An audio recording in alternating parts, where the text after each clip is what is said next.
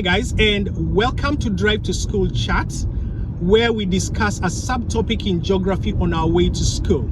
Now today we are going to be talking about the Weald, and the Weald is an example of a lowland landscape here in the UK. Now the Weald is found in places such as Kent and Sussex here in the UK, and it's lowland landscape. And when talking about upland and lowland landscapes here in the UK, we need to mention the Tee-Exe line. And the Tee-Exe line divides the UK into upland landscapes. It's a river, not a river, but it's an imaginary line that goes from the River Tees all the way to the River Exe. And it subdivides the UK into upland areas, which are to the north and to the west, and then lowland areas which are to the south and the southeast. Now the south and the southeast, where you have the lowland areas, is characterized by sedimentary rock, which is a lot less resistant and therefore has eroded faster to form those lowland landscapes. And the Weald is an example of a lowland landscape. So for our specification, we need to know about the characteristics of the Weald. The first thing to know about the Weald is that it's made of undulating hills. Now I know I've said that it's a lowland landscape, but it also does have hills. However, these hills are not that high because of the type of rock that forms them. It's sedimentary rock, and therefore is a lot less resistant and therefore will erode.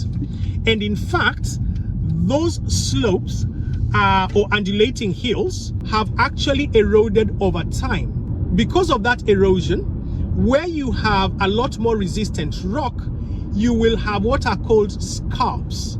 So the slopes there will be a little more steep because they are not eroding as fast. So the type of rock that you'd find in that kind of area is chalk, which is a little more resistant, say, than clay. Now, in the areas where you have clay, the erosion will have taken place a lot more, and therefore the landscape will be a lot lower, and that will form vales. So those are two characteristics of the Weald. There are vales and there are scarp slopes. Okay, so what about the physical processes that are taking place in the Weald? The first physical process is weathering. And we know that weathering is the breakdown of rock. And the two main types of weathering in the Weald are, number one, chemical weathering. Now we know that some rocks are soluble in water. And when you have weak acids in the rainwater, they are going to break up that rock. And some of that rock is likely to dissolve in the water, in the rainwater. And that's one of the types of weathering that takes place in the Weald. Then the second type of weathering we need to know about in the Weald is biological weathering. Now, because this area is lowland, you're likely to have a lot more vegetation in this area. And when you have trees, it's actually, some of it is forested. And when you have trees, the roots of those trees are going to go into cracks in the rock.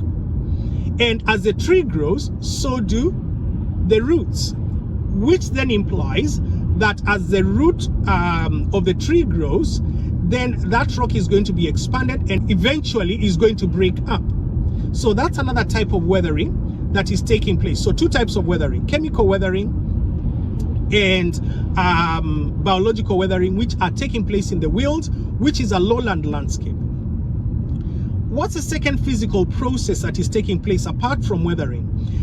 And for that one, we are going to talk about slope processes. So what's happening on the slopes? We've talked about the scarp slopes that are in the Weald. So you have what is referred to as soil creep that is taking place. And soil creep means that the soil will flow down the hill during periods of very heavy rainfall. So any unconsolidated material that is on those slopes is likely to be loosened by very heavy rain as the soil gets saturated, and then is likely to flow down the hills but it's only going to flow down slowly, and that's why it's called soil creep, because it's creeping down the hill slowly due to the fact that the force of gravity here is not that high, because the slopes are not that steep. Okay, so that's the slope process that is taking place in the Weald. What about the third physical process? And the third one is about post-glacial and river processes that take place here. The post-glacial processes in the Weald involve the ice after the ice age, or after the glacial period melted. That ice then was able to seep through the porous rock, because this is sedimentary rock in the Weald, and therefore is very porous. Porous means it's quite unconsolidated, and as a result of that, water can sink into it or infiltrate that kind of material, or rock, if you like.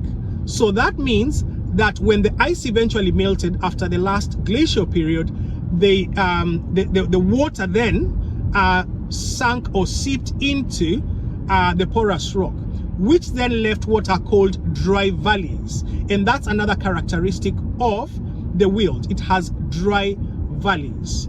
Okay, let's do a quick recap then. So what have we discussed this morning? We've talked about the Weald, which is an example of a lowland landscape in the UK. And we've said that it's characterized by rolling hills or anticlines. And we've also said that in those anticlines, some of the rock has eroded faster and some of the rock has eroded slower to form scarps and veils. Then we've talked about the weathering processes that take place in the Weald, one being chemical weathering, the second one being biological weathering. Then after that, we talked about the slope processes that are taking place.